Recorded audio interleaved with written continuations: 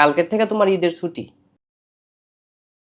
এই যে কিছু বাড়ি কাজ দিলাম, এগুলো কইরা রাখবা, ঈদের পরে আইসা দেখবো। আমার দরকার পড়লে লাড়ি দিয়ে 10টা বাড়ি দেন, তাও আমি ঈদের সময় কোনো লেখাপড়া করতাম না। আরে আমি তো তোমার ঈদের দিন পড়তে বলি না, ঈদের দিন হোক আর ঈদের আগে পরে হোক, তাও আমি পড়তাম না। তুমি কেন পড়বা না? ঈদের সময় পড়ালেখা করা নিষেধ। কে বলছে নিষেধ? কে কইছে কইতারি না? ওই নিষেধ, তোমারে পড়ালেখা করতে হবে। আচ্ছা স্যার, আপনার একটা কথা কই। কি কথা? ঈদ মানে আনন্দ, হ্যাঁ, আর ঈদ মানে পড়ালেখা বন্ধ।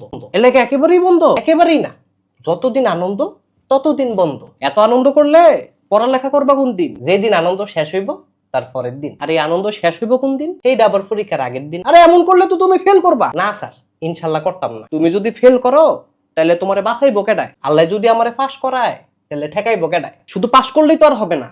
পাস করা এক জিনিস, ভালো রেজাল্ট আরেক জিনিস। যেই মালিক পাস করায় সেই মালিক ভালো রেজাল্টও করায়। দুনিয়াটা এত সহজ না। পড়ালেখা